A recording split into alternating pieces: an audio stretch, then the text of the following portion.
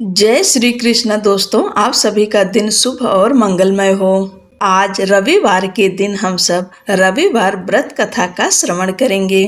वेदों में सूर्य देव को जगत की आत्मा कहा गया है। भगवान सूर्य देव की पूजा रोज करें। सुबह भगवान सूर्य देव को एक लोटे में जल लें, उसमें थोड़ा सा कुमकुम, अक्षत, रोली डाल दें और लाल पुष्प डालकर भगवान सूर्य को अर्घ दें। उसके बाद इस कथा को सुनिए। इस कथा के सुनने मात्र से भगवान सूर्य की कृपा प्राप्त होती है। अगर आप व्रत नहीं कर सकते हैं तो केवल सूर्य व्रत कथा का पाठ करके ही आप मनोवांछित फल की प्राप्ति कर सकते हैं। पौराणिक कथा के अनुसार एक बुढ़िया थी जो कि सूर्य देव की बड़ी भक्त थी। वह हर रविवार को प्रातः काल स्नान करती, इसके बाद पूरे घर को गोबर से लीपती, फिर भोजन तैयार करती और सबसे पहले उसका भोग भगवान सूर्य को लगाती, इसके बाद ही भोजन करती। यह उसका नियम था। सूर्य देव की कृपा से बुढ़िया के जीवन में किसी बात की कोई कमी नहीं थी। लेकिन एक दिन जब वह हमेशा की तरह रविवार के दिन अपनी पड़ोसन के घर गोबर लेने गई तो उसे गोबर नहीं मिला। तो बुढ़िया ने कहा कि बहन गोबर चाहिए था, लेकिन उसने साफ मना कर दिया। इससे दुखी बुढ़िया घर वापस लौट आई, लेकिन न तो उसने भोजन बनाया न ही भोग लगाया। जब रात हुई तो वह भूखे पेट ही सो गई। सूर्य देवता ने उसे स्वप्न में दर्शन दिया और उसकी परेशानी का कारण पूछा। बुढ़िया के दुख का कारण सुनकर सूर्य देवता ने उसे सर्व कामना पूर्ति गाय का आशीर्वाद दिया और अंतर ध्यान हो गए। जब बुढ़िया की आंखें खुली तो वह हैरान रह गई। उसने देखा कि उसके आंगन में तो गाय के साथ एक सुंदर सा बछड़ा बंधा है। उसने गाय को घर के बाहर बांध दिया। उधर पड़ोसन की भी उसकी नजर पड़ी तो उसने देखा कि बुढ़िया की गाय ने तो सोने का गोबर किया है। पड़ोसन ने मौका देखकर बुढ़िया की गाय के गोबर को अपनी गाय के गोबर से बदल दिया। सूर्य देवता ने जब ऐसा देखा तो उन्होंने जोर की आंधी चला दी। इससे बुढ़िया ने गाय को घर के अंदर बांध दिया। सुबह जागने पर उसने देखा कि गाय ने तो सोने का गोबर किया है।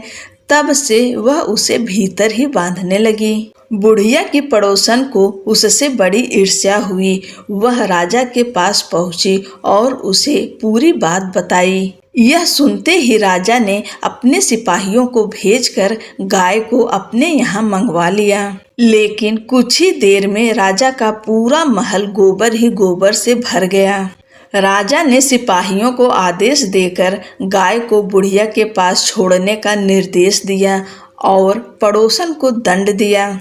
इसके साथ ही संपूर्ण प्रजा को सूर्य देव का व्रत और पूजन करने के लिए कहा जाता है कि सूर्य देव की कृपा से बुढ़िया के जीवन की ही तरह संपूर्ण राज्य के लोगों को सुख समृद्धि की प्राप्ति हुई। मान्यता है कि इस व्रत कथा को सच्ची श्रद्धा से पढ़ने पर धन तो लाभ होता ही है, साथ ही सभी मनोकामनाओं की पूर्ति होती है।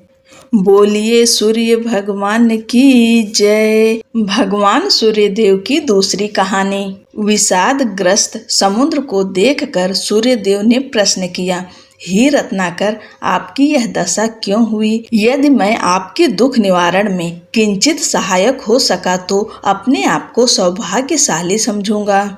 समुद्र ने अपनी व्यथा प्रकट करते हुए कहा, हे आदित्य, मेरे पास अथाह जल का भंडार है, परंतु मैं इस जल राशि से एक पक्षी का भी प्यास नहीं बुझा सकता। मैं लोक कल्याण हेतु जल का उपयोग करने में असमर्थ हूँ। बस इसी पीड़ा से मैं अत्यधिक व्यथित रहता हूँ। समुद्र के दुख का कारण जानकर भगवान सूर्य ने कहा, हे महासागर, ऐसी संपदा जो अपनी विशालता प्रदर्शित करने के लिए ही सिंचित की जाए और उसे लोक कल्याण में व्यय न किया जाए, वह संपत्ति इस खारे जल के समान ही अनुपयोगी और व्यर्थ सिद्ध होती है तथा अनेकानेक दुखों का कारण भी बनती है। इसलिए बुद्धिमान को चाहिए कि अपने द्वारा संचित धन का समुचित अंश जन कल्याण हेतु समर्पित कर यश का भागी बने। समुद्र ने शंका प्रकट की, परंतु मित्र में इस खारे पानी को किस प्रकार उपयोगी और हितकर बना सकता हूँ। आदित्य, यदि आप कुछ उपाय करें तो मैं भी परमार्थ करके अपने को कृतकृत्य समझूंगा।